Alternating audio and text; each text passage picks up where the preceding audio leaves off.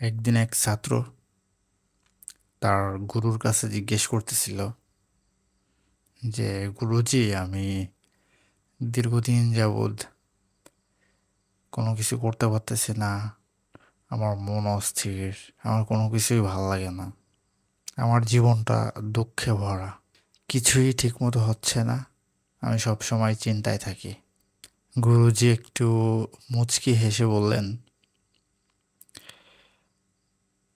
আমার কাছ থেকে এক মুঠো লবণ নিয়ে সামনের একটা পুকুরে গিয়ে ফেলো এবং এক চুমুক পানি খেয়ে আসো। খেয়ে আমাকে জানাও। তো ছাত্র সেই মোতাবেক এক চুমুক পানি খেয়ে গুরুকে বলল, গুরু, পানি তো খেলাম, বাট আমার কাছে তো তেমন কোনো কিছুই চেঞ্জ মনে হইল না।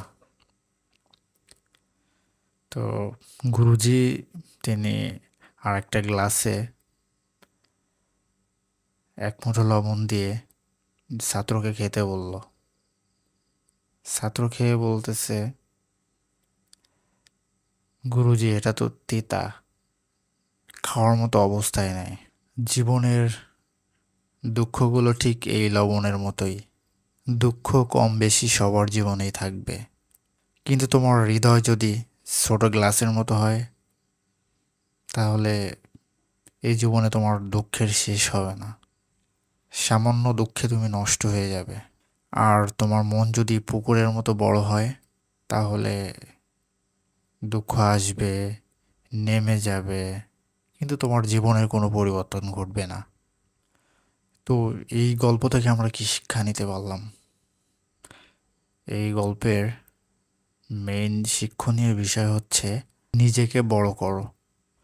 মনের পরিধি, লতা, দৃষ্টিভঙ্গি যত বড় হবে, জীবনের সমস্যাগুলো তত ছোট মনে হবে।